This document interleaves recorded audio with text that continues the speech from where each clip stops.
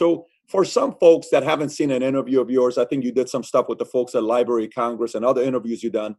What happened in with the great influenza? If you want to kind of walk us through with the story and some of the stats so the audience can come up to date.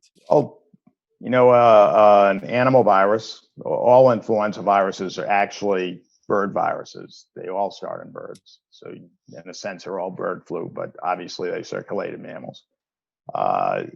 And a new bird virus jumped species to humans. We hadn't seen it before, or at least most hadn't seen before. There are 8 gene segments in influenza. 7 of them came directly from birds. One may have passed through another mammal before it got to humans on the 8th. It spread worldwide very rapidly. You don't need airplanes to have a pandemic. There were pandemics that made it from Africa to Asia to Europe, even to the Americas, going back into the 1600s. It infected the 1918 virus infected about a third of the world's population. It was much, much deadlier than COVID-19.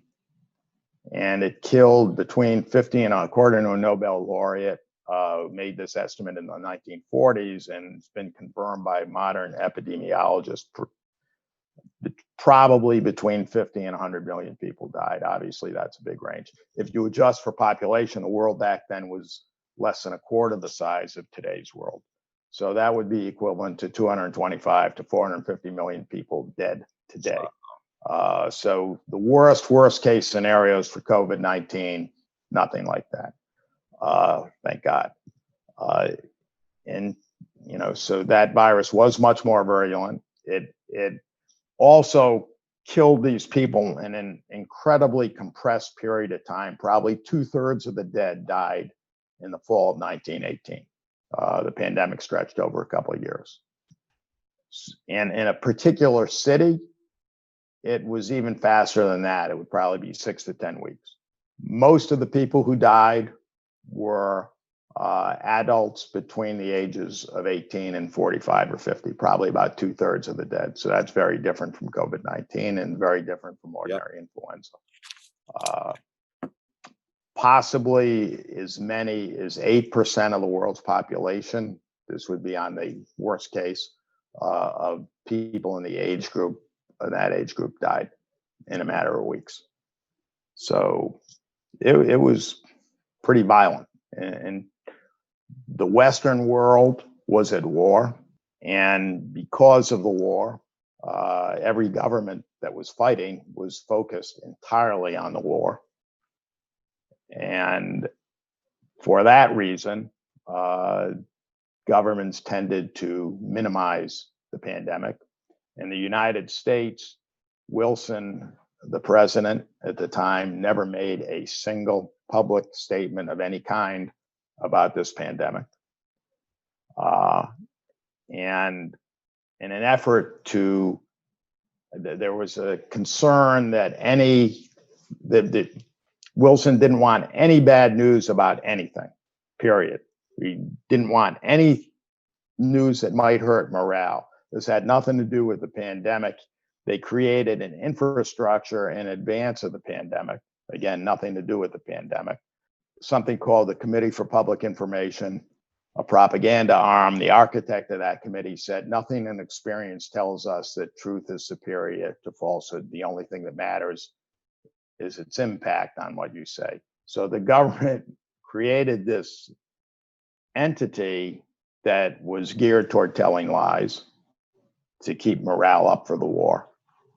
The government also passed a law that made it punishable by 20 years in prison to, quote, utter, write, print, or publish any disloyal, profane, scurrilous, or abusive language by the government of the United States. That law was upheld by the Supreme Court by Oliver Wendell Holmes, and an opinion from 2 phrases from that opinion survive. One is, you don't shout fire in a crowded theater, and clear and present danger. And the government enforced that law vigorously. They sent a congressman sentenced to prison for 10 years, a congressman. You're kidding me. So this is the 1980s.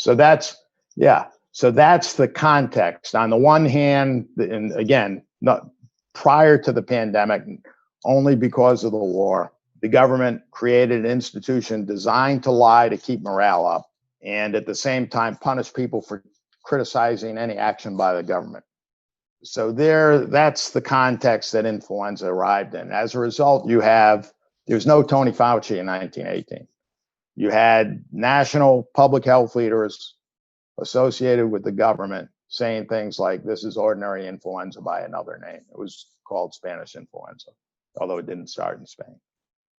And you have nothing to fear if proper precautions are taken. And yet people could die less than 24 hours after the first symptoms. And they could die with horrific symptoms. Probably the scariest would be they could bleed not only from their nose and mouth, but from their eyes and ears. That's a pretty frightening symptom. So people are dying in some cases with these horrible symptoms, and in some cases very rapidly, and a lot of people are dying.